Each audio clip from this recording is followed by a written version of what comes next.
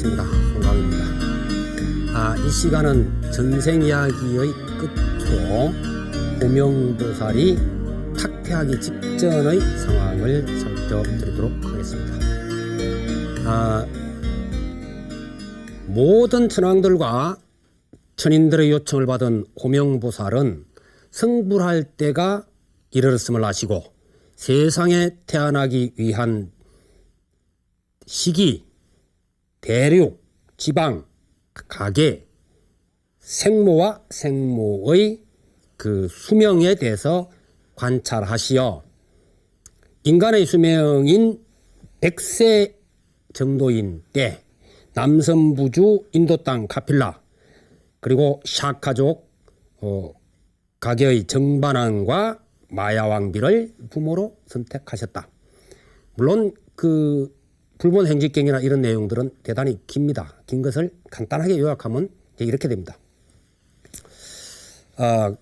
이제 호명보살은 인간 세상으로 내려가셔서 성불하실 때라고 스스로 관찰하시게 됐습니다.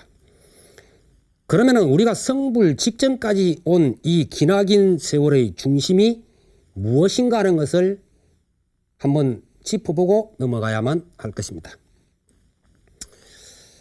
우리는 지금 전생 이야기, 제가 쭉 해드린 이야기 가운데 호칭들이 나타났습니다. 여기에 호칭을 무심코 들은 분들은 그냥 무심코 그랬나 하면서 넘어가셨을 거예요. 그러나 이 호칭들은 일정한 연결고리를 가지고 설정되고 있습니다. 사용되고 있습니다. 그 공통적으로 연결되는 부분이 도대체 무엇인가 하는 이야기가 되겠습니다. 먼저 여기서 지상으로 내려오시기 직전의 그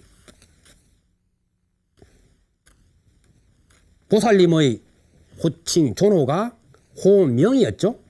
그러면 이제 호칭에 대한 뜻풀이를 해보면은 금방 알 수가 있습니다. 어떻게 연결되는지. 호명, 잘 보호해서 간직한다 이런 말이죠. 무엇을? 밝음을 이랬습니다. 호명. 물론 여기에 다른 경에서 목선명자를 쓴 것도 있다고 제가 말씀을 드렸죠. 호명보살. 호명보살 되기 직전에는 뭐였습니까? 선해였습니다. 선해보살로 번역이 되고 있습니다. 그러면 선해는 뭐예요? 훌륭한 지혜다 이런 말이죠. 그러면 밝음, 지혜. 벌써 이제 그 빠르신 분들은 그거 지금 이야기하려고 하는구나 이렇게 아셨을 거예요.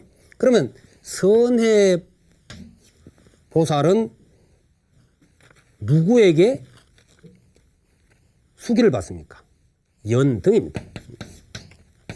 연등 부처님. 등불을 밝혔다 이런 이야기죠. 등을 밝혔다. 이것이 이제 같이 법화경 같은 데는 이렇게 씁니다. 연등. 그러면 연등 부처님은 부처님이 되시기 전에 부왕이 등조였습니다. 등불이 비친다는 말이죠. 등조.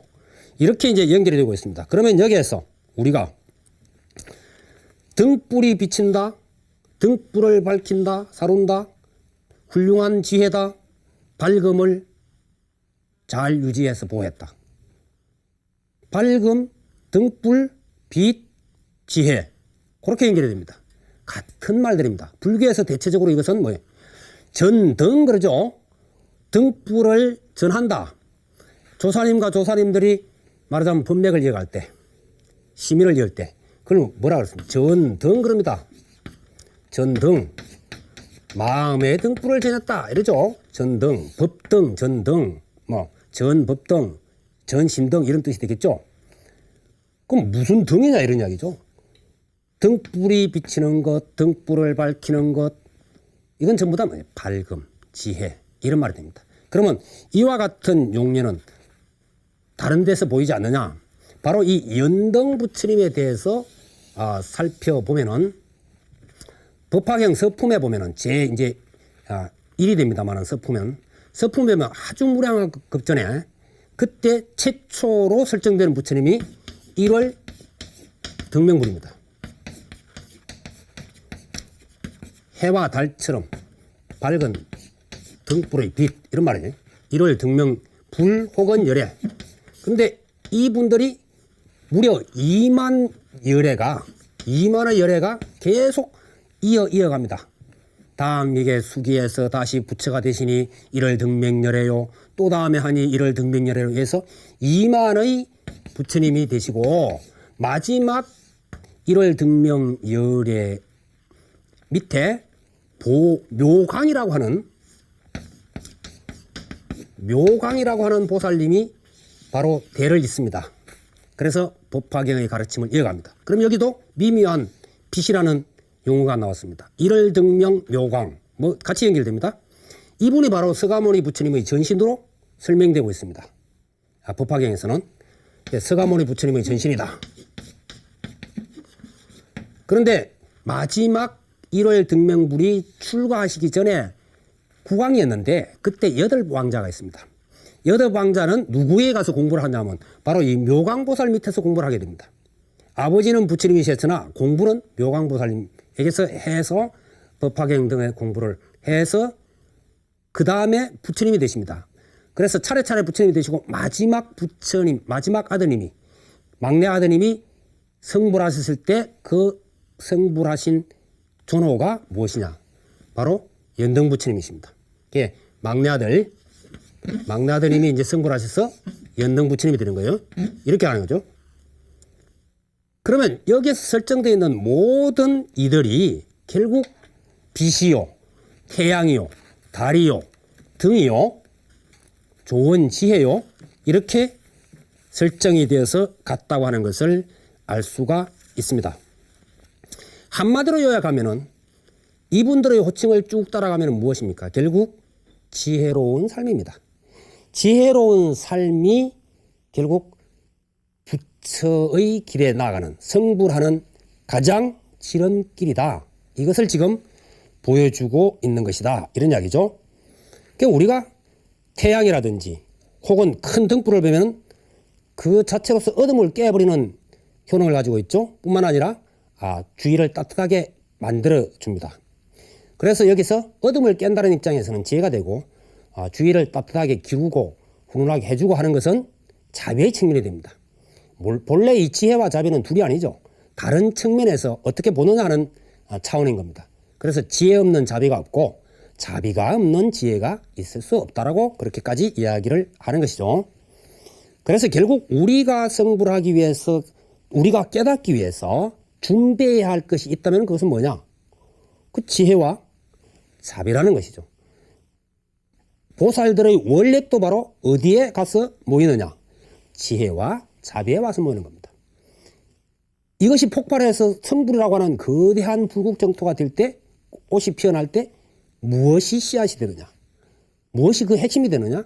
지혜와 자비라는 것입니다.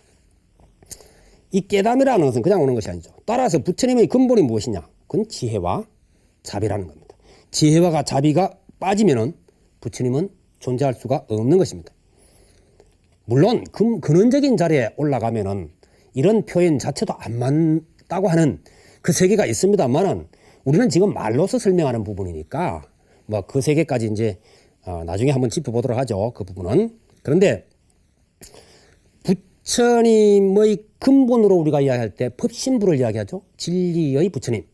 이 법신부를 이야기할 때 우리가 들고 있는 존호가 뭡니까? 비로자나, 바이로차나. 바이로차나는 뭡니까? 일광변조. 햇빛이 거의 빠짐없이 쫙 비쳐나가는 형상입니다. 일광변조 그랬습니다. 바로 빛입니다. 우리가 햇빛 그러면은 그냥 빛 그렇게 하지만은 우리말이 참 재밌잖아요. 햇살, 햇빛, 햇볕 뭐 이렇게 표현을 하죠. 그러면 이제 햇빛은 뭐예요? 어둠을 밝히는 효능이고 그 다음에 부처님이 살적이라는 용어를 쓰십니다. 그 아라한이란 말이 살적이란 말인데 번뇌의 적을 다 죽였다 이런 말이죠. 그러면 햇살은 뭐예요? 햇살은 우리가 그 뭔가 뭐 좀 담요라든지 이런 거 넣을 때 뭐예요? 일광에다 소독한다 그러죠? 소독의 기능은 햇살이 하는 거죠. 그 다음에 만물을 기릅니다. 따뜻하게 하고 새벽에 추웠다가 태양이 쏟아오니 따뜻하더라. 이건 뭐예요? 햇볕이죠.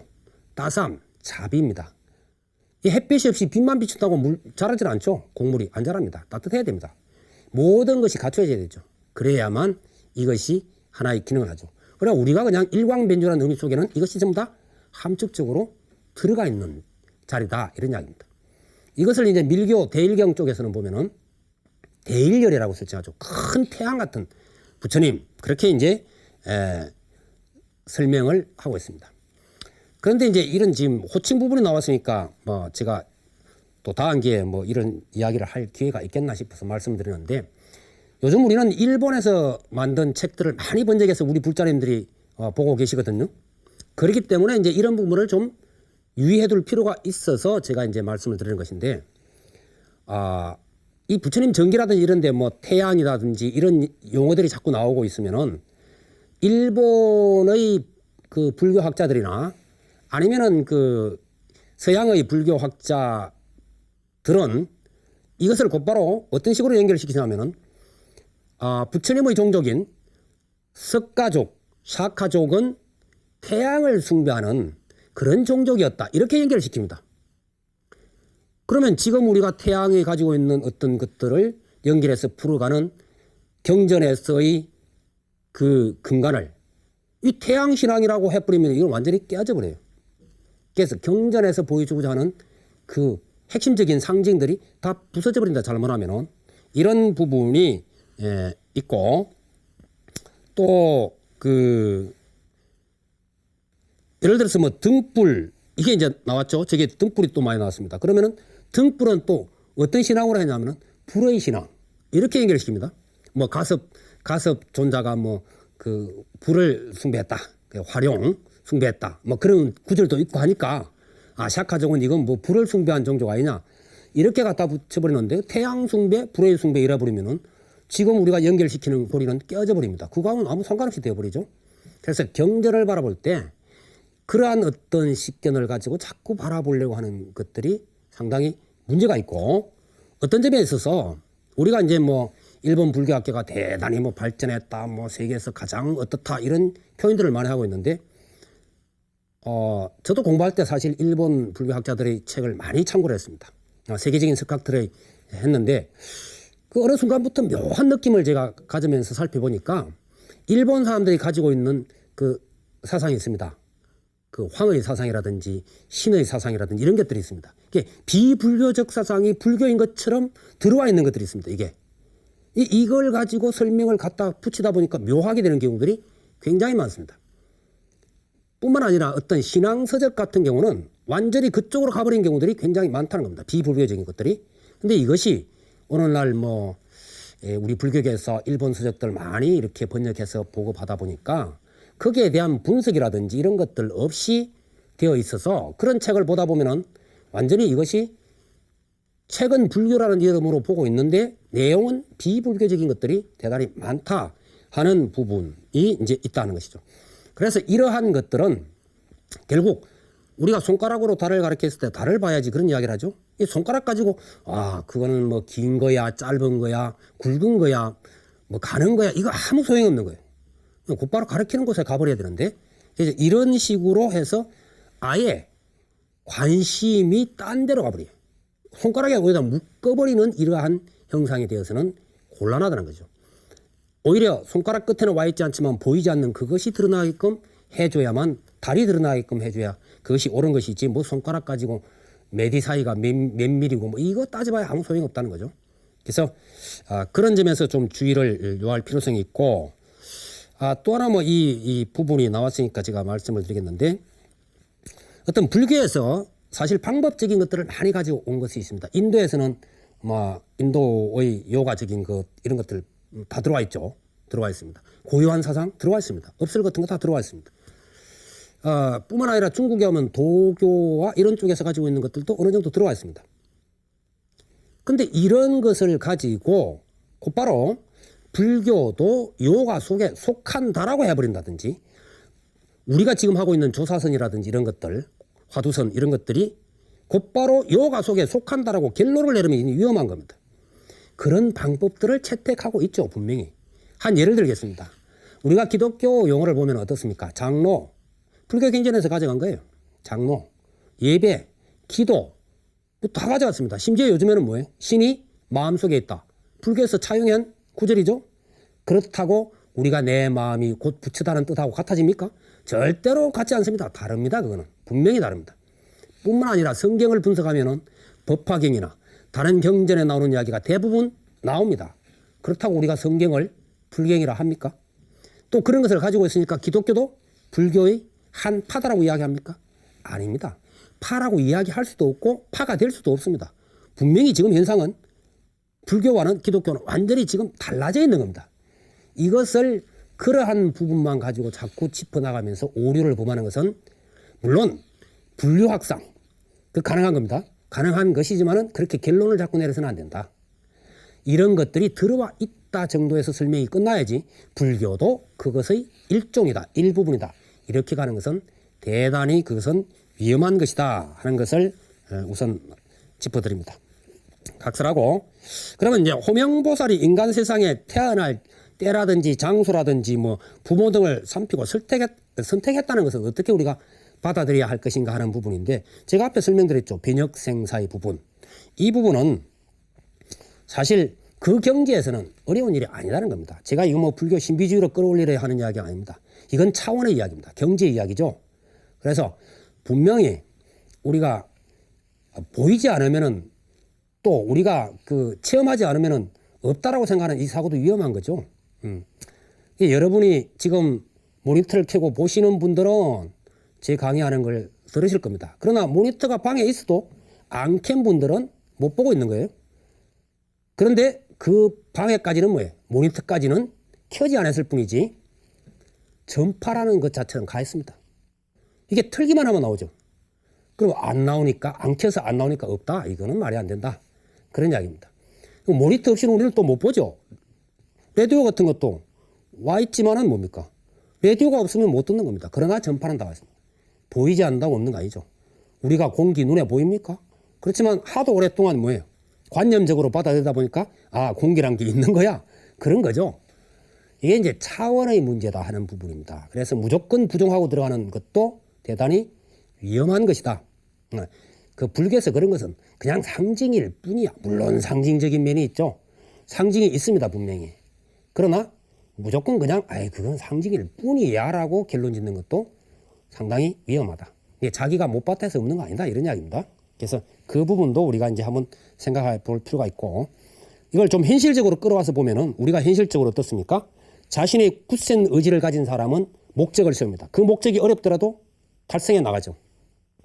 의지력이 약한 사람은 어떻습니까? 아침에 세운 거, 점심때 깨지고, 점심때 세운 거, 저녁때 깨져요. 그러니까 의지와는 정반대 쪽으로 항상 살아가면서 뭐예요? 한탄하고, 자도 섞인 소리하고 그런 거 아닙니까? 결국. 그래서 이러한 부분도 불가능한 것이 아니다.